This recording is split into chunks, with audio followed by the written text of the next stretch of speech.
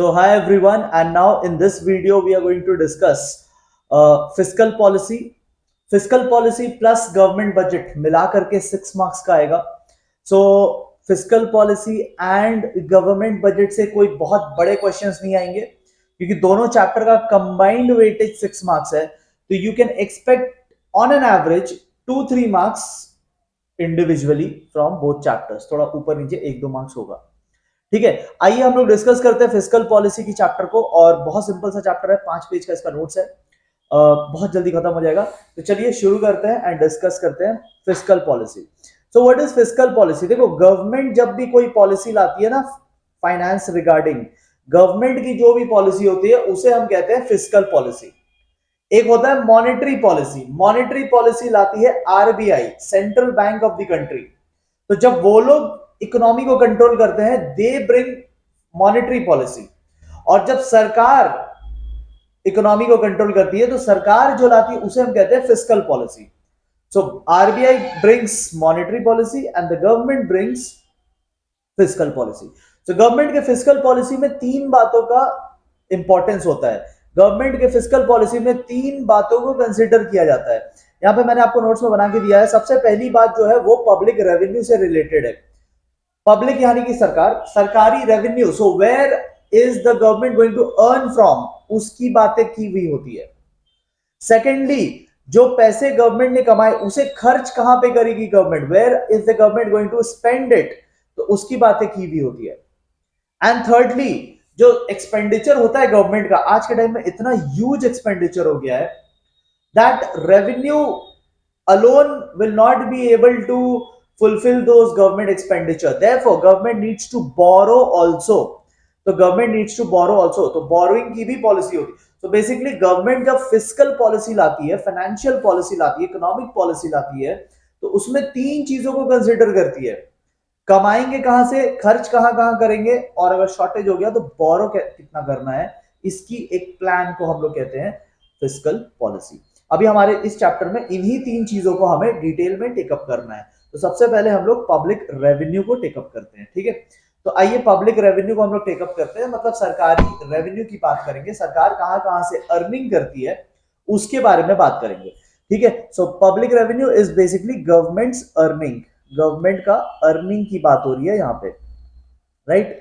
जिनके पास मेरा नोट्स है, थोड़ा आप भी जो मैं लिख रहा हूं ना, थोड़ा आप भी लिखते चलना, इफेक्ट इसका अलग होता है. ठीक है, सबसे पहली बात, जो गवर्नमेंट की रेवेन्यू होती है ना, गवर्नमेंट के जितने भी सोर्सेज ऑफ रेवेन्यू है, वो कितने सोर्सेज होते हैं? Number 1 tax source and number 2 non tax source. तो सरकार का सबसे बड़ा अर्निंग जो होता है ना, वो अपने देश के लोगों से टैक्स कलेक्शन करके होता है. That is the biggest source of governments revenue.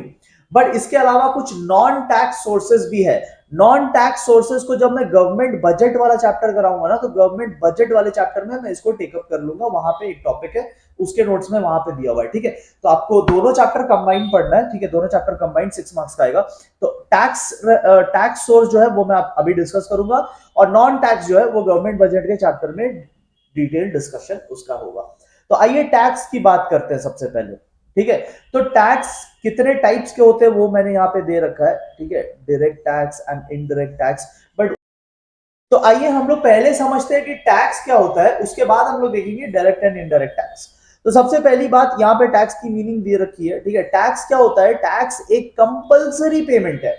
Compulsory payment यानी कि अगर आपके ऊपर लॉ एप्लीकेबल हो गया, टैक्स के जो लॉज है इंडिया में, अगर वो लॉज आपके ऊपर अप्लाई हो गए, तो फिर then you don't have a choice. ये कोई ऑप्शन नहीं दिया गया है कि यू मे पे टैक्स और यू मे नॉट पे टैक्स. यू हैव टू पे टैक्स. अगर आपका ऊपर लॉ एप्लीकेबल हो गया है तो आपको टैक्स देना ही पड़ेगा.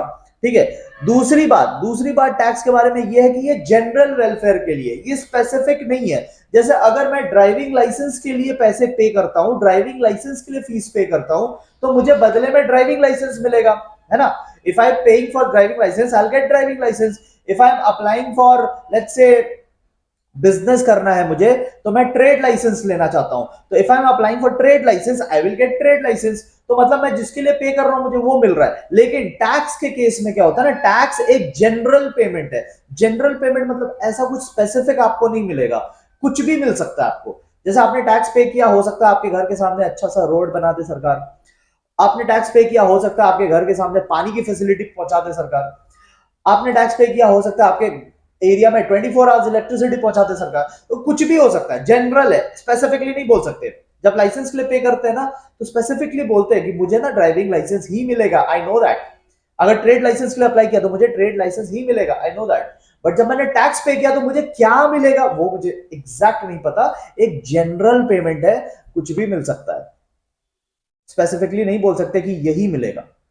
एंड लास्ट पॉइंट है, देखो लास्ट पॉइंट नहीं मतलब लास्ट इंपॉर्टेंट पॉइंट है, no quid pro quo. Quid pro quo एक लीगल टर्म है। इसका मतलब होता है समथिंग इन रिटर्न। जैसे आप कोई शॉप में जाते हो तो आप पैसे देते हो and then you get something in return, जो भी आप प्रोडक्ट खरीद रहे हैं, तो उसे कहते हैं क्विड प्रो क्यो, कि बदले में क्या मिला।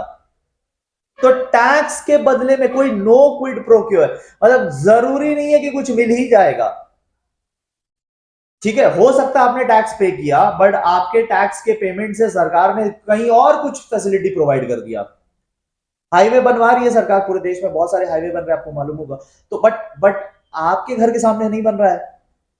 सो ये टैक्स का एक डिसएडवांटेज है कि पे हम लोग कर रहे हैं, बट जरूरी नहीं है कि हमारे ही सामने या हमें ही वो फैसिलिटी मिलेगा। हो सकता है फैसिलिटी कहीं और मिल जाए, हो सकता है हमारे टैक्स के पैसे किसी और के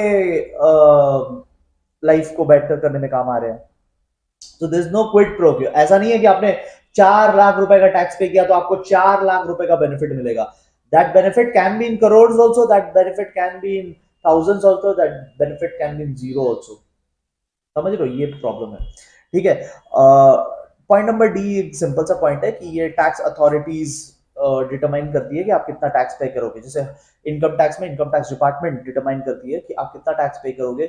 अगर आपने कम पे किया है तो वो आपके घर में चाय नाश्ते के लिए भी आ सकते हैं। एंड लास्ट पॉइंट है कि it is a legal collection, ये कोई हफ्ता वसूली नहीं है, ये एकदम proper legal point of view से है। इसके ऊपर प्रॉपर लॉ बना हुआ है, इनकम टैक्स एक्ट 1961 है फिलहाल, आगे चेंज होने की बात हो रही है। और जीएसटी एक्ट जो है वो हमारा 2017 में आया था। तो ये प्रॉपर लॉ है। ठीक है, देखते हैं कितने टाइप्स ऑफ टैक्स होते हैं। देखो ध्यान से समझना, मैं आपको डायग्राम से समझा रहा हूँ। ठीक है, ऊपर मैं डायरेक्ट टैक्स बनाता हूँ आपके लिए, तो ध्यान से समझना डायरेक्ट टैक्स किसे कहते हैं, फिर मैं आपको नीचे में इनडायरेक्ट टैक्स भी समझा दूंगा। Pay attention. देखो डायरेक्ट टैक्स क्या होता है, जैसे मिस्टर ए ने अर्निंग किया, ठीक है, मिस्टर ए ने इनकम कमाया, तो मिस्टर ए ने इनकम कमाया, बड़े सारे इनकम कमाए, इन्होंने 10 लाख रुपीस कमाए। ठीक है, 10 लाख ही अर्न, 10 लाख रुपीस। ठीक है, तो अब इनकम टैक्स का लॉ बोलता है, अभी मैं एग्जैक्ट रेट पे नहीं जा रहा हूं, ठीक है, बट इनकम टैक्स का लॉ बोलता है कि आपको ना 5% टैक्स पे करना पड़ेगा। ठीक है, I am speaking in very general sense. ठीक है, अभी इसमें बहुत सारा लॉ लगता है, बट मैं उसमें नहीं जा रहा। ठीक है, सपोज इसको लेट्स से 10% टैक्स देना पड़ेगा, तो 10% का पेमेंट ये सरकार को कर देगा। This is called direct tax.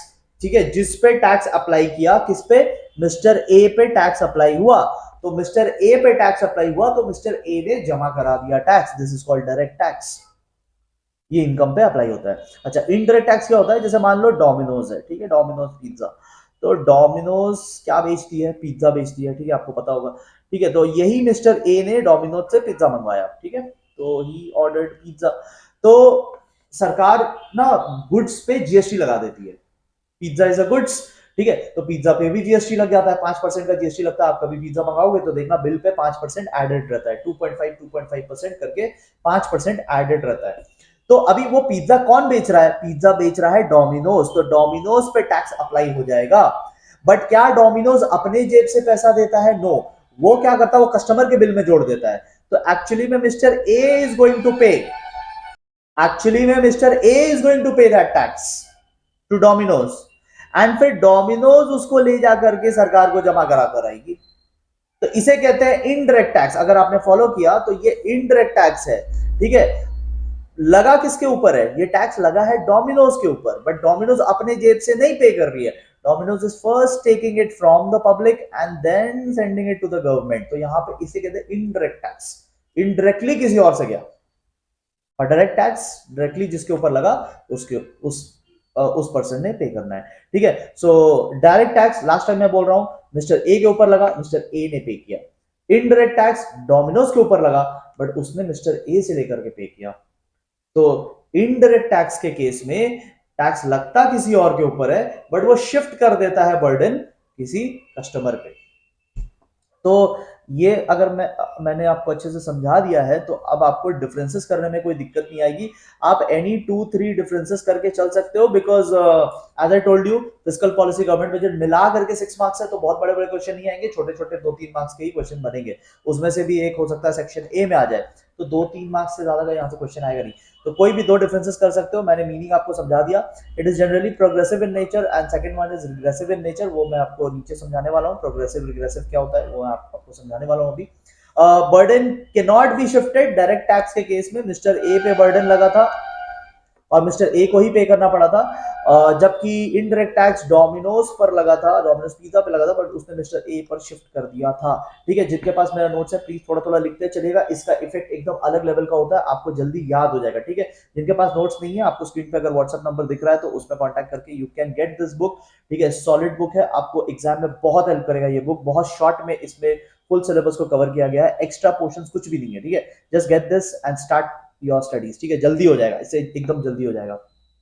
ठीक है, जो ऑलराइट, अब हम लोग 4 टाइप्स ऑफ रेट्स देखते हैं। देखो ऊपर में क्या था सर, ऊपर में डायरेक्ट एंड इनडायरेक्ट क्या था, आप देखो कितना फाइन डिफरेंस है। अगर आपको एग्जाम में क्वेश्चन आ जाएगा ना तो आप फंस सकते हो, मैं आपको बचाने की कोशिश कर रहा हूँ, ध्यान से सुनना मैं आपको क्या बता रहा हूँ। मैं आपको यहाँ पे अलग कलर से बता देता हूँ। देखो अगर पूछा, इसको मिटा देते एक बार। देखो अगर आपको एग्जाम में क्वेश्चन आया टाइप्स ऑफ टैक्स बताओ, तो आप क्या बताओगे, तब आप डायरेक्ट एंड इनडायरेक्ट टैक्स बताओगे। और अगर आपको एग्जाम में क्वेश्चन आया टाइप्स ऑफ टैक्स रेट्स बताओ, देखो यहां एक वर्ड से पूरा क्वेश्चन चेंज हो जाता है। टाइप्स ऑफ टैक्स रेट्स बताओ, तो रेट्स बताने में आप ये 4 रेट्स बताओगे। समझ लो, एक एक वर्ड से पूरा क्वेश्चन ही चेंज हो जाता है, और स्टूडेंट्स को बहुत ध्यान देना पड़ेगा एक एक वर्ड पे। ठीक है, वरना आप आंसर लिख कर आ जाओगे घर में, और घर में सबको बताओगे बहुत अच्छा एग्जाम गया, सब लिख कर आ गए, और लास्ट में मार्क्स नहीं आता, क्योंकि आपने वर्ड्स पे ध्यान नहीं दिया। टाइप्स ऑफ टैक्स एक अलग क्वेश्चन है, और टाइप्स ऑफ टैक्स रेट्स एक अलग क्वेश्चन है, तो इस पे ध्यान देना, वर्ड्स पे ध्यान देना। आइए types of tax rates discuss करते हैं। तो बहुत सिंपल है, मीनिंग आपको पता होना चाहिए, डायग्राम एक बार देख लेना, बस इससे ज्यादा कुछ आएगा नहीं। ठीक है, सबसे पहला आता है प्रोपोर्शनल टैक्स। प्रोपोर्शनल टैक्स वो होता है कि इनकम कितना भी कमाते रहो, टैक्स आपको सेम प्रोपोर्शन पे लगेगा। ठीक है, मतलब tax rate won't change, tax rate जो है, रेट ऑफ टैक्सेशन, ये रिमेन्स द सेम, ये चेंज नहीं होगा। चाहे आप 10 लाख कमा लो, 20 लाख कमा लो, 1 करोड़ कमा लो, 10 करोड़ कमा लो, आपको 10% ही देना है। तो टैक्स रेट जहां चेंज नहीं होता उसे कहते हैं प्रोपोर्शनल टैक्स। उसका डायग्राम भी यहाँ पे बना हुआ है। ठीक है, इनकम लेवल नीचे दिखाना है, कितना भी इनकम लेवल रहे प्रोपोर्शनेट रहेगा टैक्स। नेक्स्ट आता है प्रोग्रेसिव। प्रोग्रेसिव होता है कि जैसे जैसे ज्यादा कमाओगे वैसे वैसे टैक्स रेट्स भी बढ़ते जाएंगे। जैसे 10 लाख वाला 10% देगा, 50 लाख कमाने वाला 20% देगा, 1 करोड़ कमाने वाला 30% देगा। सो जैसे जैसे इनकम बढ़ रहा है tax rates will also go on increasing, तो उसे हम कहते हैं प्रोग्रेसिव टैक्सेशन। ये जो टैक्स रेट है ये अमीरों को ज्यादा लगता है और गरीबों को कम लगता है। ठीक है, and most of the country में यही वाला टैक्स रेट फॉलो होता है, प्रोग्रेसिव। नेक्स्ट बात करते हैं रिग्रेसिव। अब रिग्रेसिव हो गया प्रोग्रेसिव का उल्टा, मतलब जो ज्यादा कमाएगा वो कम टैक्स देगा। मतलब ये टैक्स रेट जो है ना, ये अमीरों को ज्यादा रिवॉर्ड करती है। ठीक है, जितनी ज्यादा वैल्यू उतना कम टैक्स रेट। ये देखो रिग्रेसिव नीचे आता जा रहा है, मतलब टैक्स रेट कम होते चला जा रहा है, जैसे जैसे इनकम बढ़ेगा tax rate will keep on declining.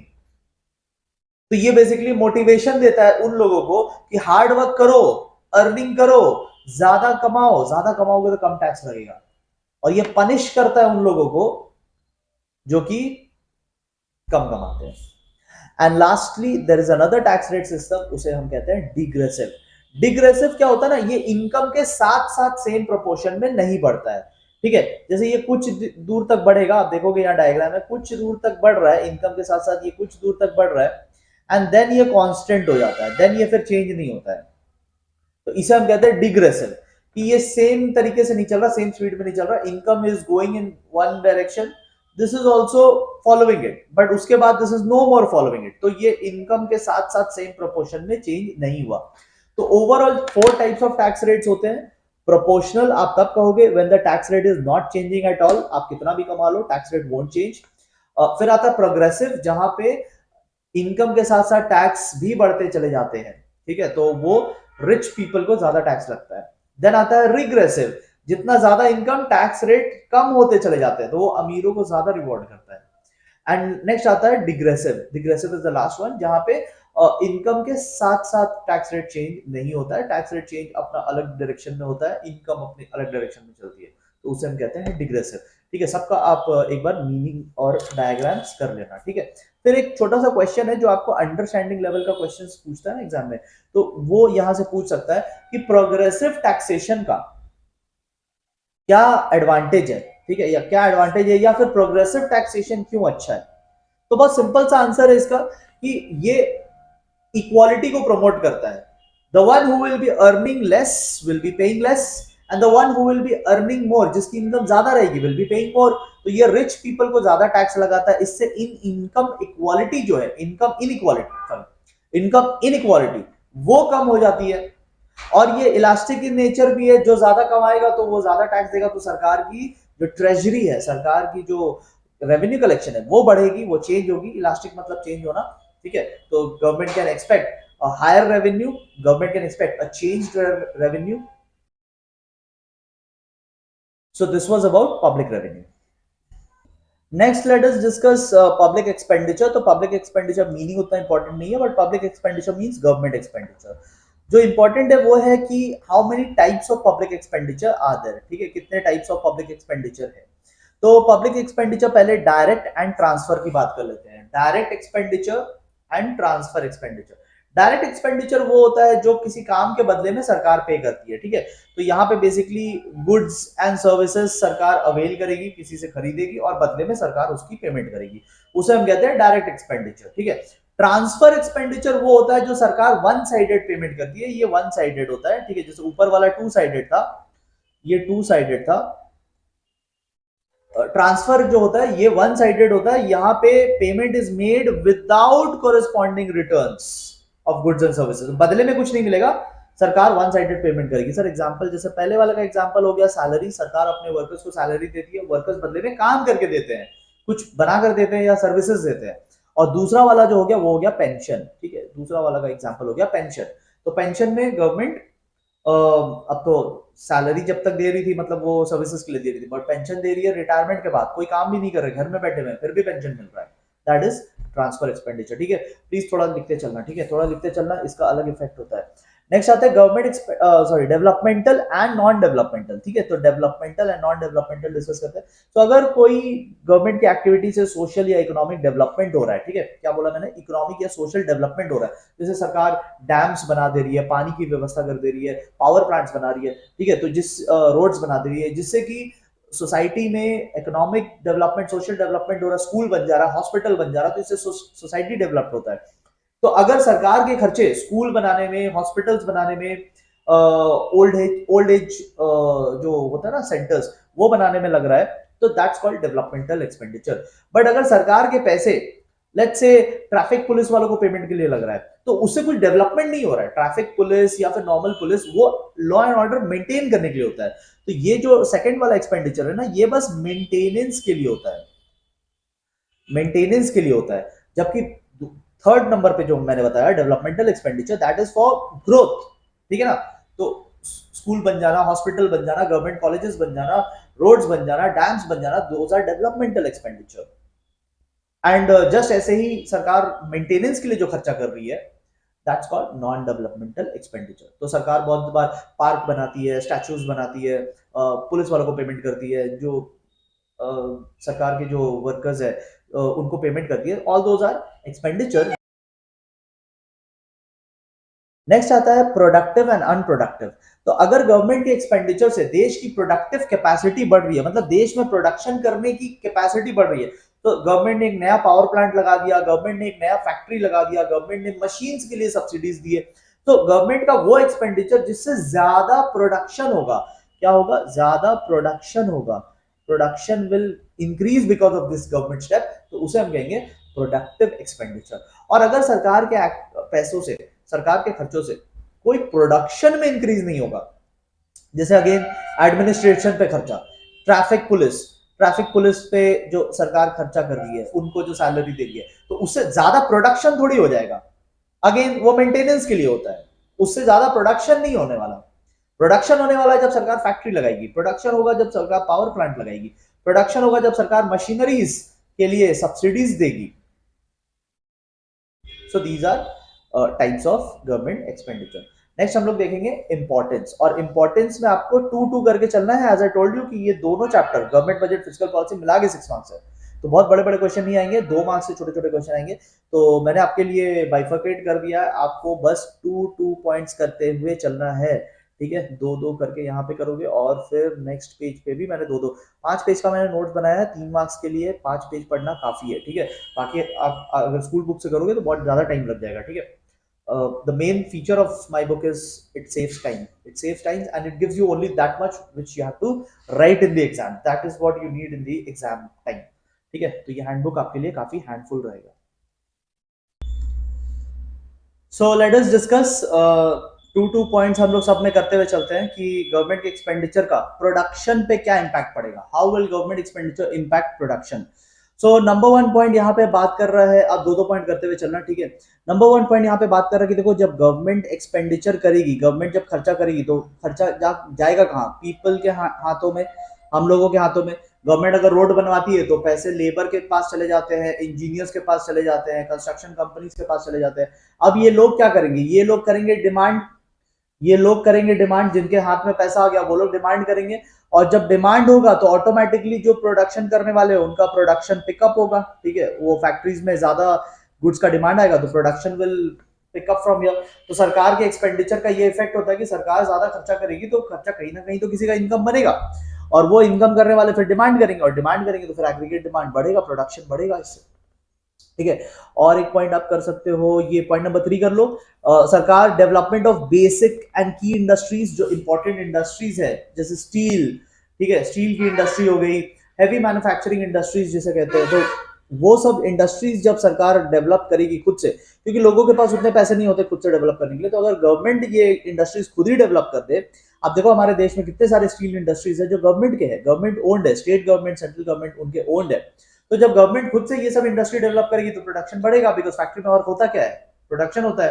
So government directly production को इंपैक्ट कर सकती है। पहला पॉइंट जो था उसमें गवर्नमेंट इनडायरेक्टली पैसे दे करके प्रोडक्शन बढ़वा रही थी, और थर्ड पॉइंट में डायरेक्टली गवर्नमेंट इंडस्ट्री लगा के प्रोडक्शन बढ़वा सकती है। 2-2 पॉइंट करना काफी है, ठीक है, 2 मार्क्स से ज्यादा आएगा नहीं। इन्वेस्टमेंट अट्रैक्ट करने के लिए गवर्नमेंट क्या क्या कर सकती है? सबसे पहले तो भाई लॉ एंड ऑर्डर देश का सुधार के रखो, ठीक है। विदेशी लोग जब आएंगे इस देश में सेटअप करने, बिजनेस सेटअप करने, तो सबसे पहले देखेंगे कि देश का लॉ एंड ऑर्डर कैसा है, देश में करप्शन तो नहीं है, कहीं फैक्ट्री लगाने में करप्शन, पैसा तो नहीं देना पड़ेगा उनको।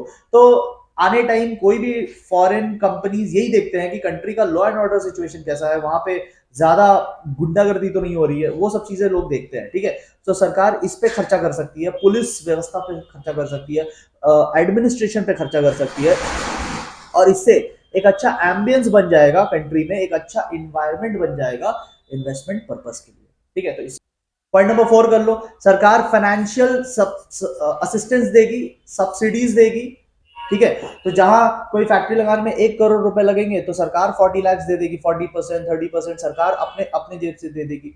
तो इससे भी इन्वेस्टमेंट अट्रैक्ट होगा। जो इन्वेस्टमेंट आने वाला था कंट्री में, वो उनको डाउट था कि पता नहीं इतना बड़ा इन्वेस्टमेंट करना वर्थ इट होगा या नहीं, तो जब सरकार बोलेगी चलो 50% हम देते हैं, 50% तुम दो, तो कम से कम उनका जो डाउट था वो 0% दे रहे थे, अब कम से कम 50% तो लगाएंगे। तो इससे क्या होगा? इससे और भी इन्वेस्टमेंट अट्रैक्ट होगा। अगर वो चाइना जाने की सोच रहे थे तो वो इंडिया आ जाएंगे, ठीक है। तो this is how government can affect investment also. फिर हम लोग बात करते हैं, इंडिविजुअली पूछ सकता है आपसे, ठीक है ना, इंडिविजुअली पूछ सकता है कि आप बताओ कि how will public expenditure impact production, how will public expenditure impact investment, ऐसे इंडिविजुअली पूछ सकता है। How will public expenditure impact income distribution. तो इसमें आप 2 पार्ट, अगेन इसमें तो 2 ही पॉइंट है, तो इसमें आप 2 पॉइंट क्या क्या बोल सकते हो? देखो, आप बोल सकते हो एक तो पीपल के पॉइंट ऑफ व्यू से, ठीक है, एक लोगों के पॉइंट ऑफ व्यू से बोल सकते हो, और एक रीजन के पॉइंट ऑफ व्यू से बोल सकते हो, ठीक है। सरकार पब्लिक एक्सपेंडिचर के हेल्प से पीपल में भी इनकम इक्वालिटी ला सकती है। जैसे रिच लोगों से पैसा ले करके, रिच लोगों से सरकार पैसा ले लेगी, और उस पैसे को पुअर लोगों में, पुअर लोगों के लिए जो स्कीम्स लाती है सरकार, तो उसमें बांटा जा सकता है। तो rich will pay taxes to the government and government will pass on the benefit to the poor. ठीक है, ये लोगों के केस में भी हो सकता है और ये रीजन वाइज भी हो सकता है। गवर्नमेंट रिच स्टेट से टैक्स लेके जो बैकवर्ड स्टेट्स है इंडिया के, उनको पेमेंट कर सकती है। तो इससे क्या होगा, बराबरी होगा, इक्वालिटी आएगा सोसाइटी में। ठीक है, एंड लास्ट इकोनॉमिक ग्रोथ कैसे होगा, तो देखो यहाँ कोई नया पॉइंट करने की जरूरत नहीं है। पॉइंट नंबर 3, आप देखो पॉइंट नंबर 3 हमने किया था ना, सब्सिडीज वाला पॉइंट, अभी इन्वेस्टमेंट वाले में सब्सिडीज का पॉइंट किया था, तो सब्सिडीज वाला पॉइंट यहाँ रिपीट हो रहा है। पॉइंट नंबर 4, ये जो अभी हमने रीजनल डिस्पैरिटी की बात की थी, यहाँ पे ये वाला, तो वही पॉइंट यहाँ पे आ रहा है। ठीक है, तो बेसिकली एक काइंड ऑफ रिपीटेशन है। तो ये पार्ट आपका बहुत जल्दी हो जाएगा, बुक में बहुत बड़ा करके दिया हुआ है। मैंने आपको उतना ही दिया जितना आप लिख करके आओगे, क्योंकि क्वेश्चन बनेंगे 2-3 मार्क्स के। जब 2-3 मार्क्स के क्वेश्चन बनेंगे तो आपको इतना लिख करके आना है। ठीक है, तो make sure you learn it from here. ठीक है, और उसके बाद फिर हम लोग, तो ये एक्सपेंडिचर वाला पार्ट कंप्लीट हो गया, अब डेट पे चलते हैं। ठीक है, so what is debt? Debt is borrowing. और हमारे को एग्जाम में क्या पूछेगा, हमारे को बोरोइंग का मतलब नहीं पूछेगा, हमें पूछेगा कि बोरोइंग को वापस करने के कितने तरीके हैं। ठीक है, हमें पूछा जाएगा कि how do we return, redemption कैसे करेंगे। रिडेम्पशन मतलब रिटर्न कैसे करेंगे, ये जो पैसा सरकार लेती है, सरकार जो बोरो करती है। बोरो क्यों करती है? बोरो इसलिए करती है क्योंकि रेवेन्यू से काम नहीं चलेगा, सरकार के खर्चे बहुत ज्यादा होते हैं, तो रेवेन्यू से काम नहीं चलेगा, सरकार को बोरो करना पड़ता है। बट बोरो जो किया सरकार ने, जो लोन उठाया सरकार ने, उसे वापस करने के कितने तरीके हैं, लोन को रिडीम करने के कितने तरीके हैं, आपसे पूछा जाएगा। ठीक है, तो आप 4 तो बहुत अच्छे से करके चलना, बाकी मैं आपको अभी समझा रहा हूं। ठीक है, 4 तो आप बहुत अच्छे से करके चलना। सबसे पहला, सरकार रेपुडिएट कर सकती है, यानी कि देने से ही मना कर सकती है भाई साहब, ये तो सरकार के मजे है। ठीक है, सरकार पूरा रिफ्यूजल कर सकती है टू पे द डेट। इससे सरकार की थोड़ी इमेज खराब हो जाएगी और कंट्री की भी इमेज खराब हो जाएगी अगर सरकार ऐसे काम करती है। खास करके अगर फॉरेन लोन है तो कंट्री के इमेज को टार्निश कर देगा ये। ठीक है, but then this is one way. दूसरा हो सकता है रीफंडिंग। रीफंडिंग होता है कि आपको एक जन को पैसा देना है तो दूसरे से ले लो और उसको दे दो। ठीक है, जैसे आपको ए को पैसा देना था तो आप बी से पैसे ले लो, बी से पैसे आप ले लीजिए और ए को दे दीजिए। तो ए को चलता कर दो कि लो भाई तुम अपना पैसा लो और जाओ। हाँ, अब बी से आपका फिर नया लोन हो गया, तो दिस इज कॉल्ड रीफंडिंग। ठीक है, तो एक को निपटाने के लिए आपने दूसरे का बर्डन अपने सर पे ले लिया। देन आता है डेट कन्वर्जन। डेट कन्वर्जन आता है basically new terms and condition.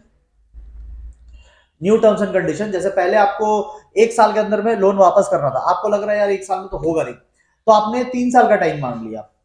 ठीक है, पहले क्या था, पहले था 1 ईयर में वापस करना है एट 6%, आपको 6% का इंटरेस्ट चार्ज होगा।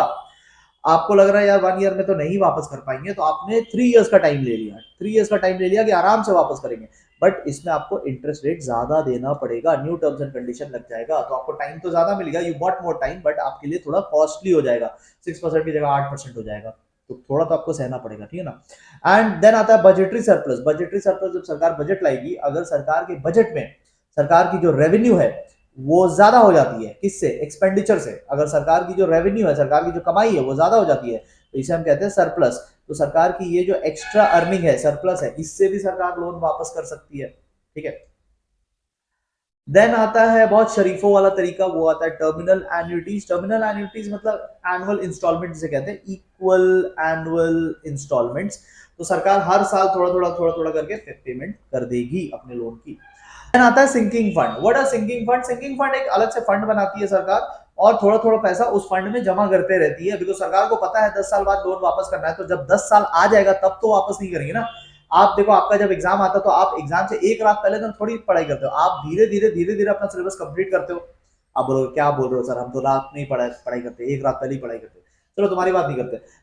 सरकारें क्या करती है, सरकारें 10 साल का लोन पे करना है, 10 साल का लोन पे करना है, तो सरकार 10 साल में नहीं जागती है, सरकार धीरे धीरे करके फंड जमा करते रहती है।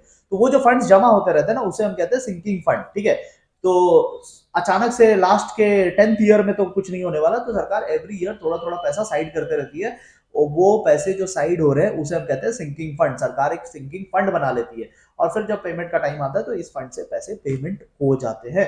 एंड लास्ट आता है statutory reduction in interest rate. ये अपने देश वालों के साथ सरकार करती है, सरकार लोन ले लेती है, अपने देश वालों से लोन ले लेती है, बॉन्ड सेल करके पैसा उठा लिया सरकार ने, और अब देने को पैसा है नहीं वापस। तो पैसा जब उठाया था तो सरकार ने बोला था 8% इंटरेस्ट मिलेगा, तो देश की जनता ने सरकार को पैसे दे दिए, सोचा कि 8% इंटरेस्ट कमाएंगे। अब सरकार ट्रबल में है, तो सरकार बोलती है स्टैट्यूटरी रेट्स कट, स्टैट्यूटरी मतलब कंपल्सरी रेट कट हो जाएगा। सरकार बोलती है देखो 8% नहीं देंगे, 4% दे देते हैं, ठीक है। तो इस तरीके से सरकार अपना बोझ कम कर लेती है। 8% का वादा किया था और 4% पे आ गया, ठीक है। ये सरकार कोई भी हो सकती है, सेंट्रल गवर्नमेंट, स्टेट गवर्नमेंट, कोई भी हो सकती है, ठीक है। दीज आर स्टेप्स, जरूरी नहीं कि यही वाला स्टेप होगा, दीज आर 7 स्टेप्स जो मैंने आपको यहाँ बताया। तो कोई भी इसमें से तरीका हो सकता है। सबसे शरीफों वाला तरीका है पॉइंट नंबर 5 कि भाई धीरे धीरे करके पेमेंट कर दो, sinking fund is also a good way, ठीक है। बजटरी सरप्लस हो गया तो क्या ही बात है फिर, ठीक है। बट पहला वाला जो है वो बहुत खराब है और उससे सरकार की इमेज, और अगर आपने फॉरेन लोन लिया है तो कंट्री की इमेज खराब होती है, ठीक है। एंड लास्ट टॉपिक जो इसमें आईएससी में बहुत बार क्वेश्चन आया है, शॉर्ट क्वेश्चन आता है यहाँ से, वो है डेफिसिट फाइनेंसिंग का मतलब क्या होता है। देखो डेफिसिट क्या होता है, डेफिसिट होता है जब सरकार की जो रेवेन्यू है वो कम है, ठीक है, और एक्सपेंडिचर ज्यादा है। तो सरकार की रेवेन्यू कम है, एक्सपेंडिचर ज्यादा है, तो सरकार ना डेफिसिट में आ जाती है। इसे हम कहते हैं डेफिसिट। कितने का डेफिसिट हो गया, 100 का। तो अब ये जो डेफिसिट है ना, इसको पूरा करने के लिए सरकार न्यू मनी प्रिंट करती है, न्यू प्रिंटिंग करती है। इसे हम कहते हैं deficit financing. New money print करना ये अनयूजुअल स्पेशल सर्कमस्टांसेस में होता है, यहाँ पे लिखा हुआ भी है। वॉर का सिचुएशन, डिप्रेशन का सिचुएशन, ऐसा सिचुएशन जो इकोनॉमी के लिए बहुत खराब होता है, तो उस सिचुएशन में ये it should not be a regular activity, it should never be a regular activity, it should be only done in under special circumstances, जहां पे सरकार की जो डेफिसिट है वो इतनी ज्यादा हो रही है कि अभी लोन वगैरह से भी काम नहीं चलेगा, अभी बेटर है कि न्यू नोट प्रिंट कर लिए जाए। तो न्यू नोट प्रिंटिंग करना, इसे हम कहते हैं डेफिसिट फाइनेंसिंग। 1 मार्क्स के लिए, 2 मार्क्स के लिए बहुत बार शॉर्ट क्वेश्चंस में आया है, ठीक है। So with this chapter is also over and I hope आपको समझ में आया है। आप अपना फीडबैक नीचे कमेंट बॉक्स में दे सकते हैं। Thank you so much everyone.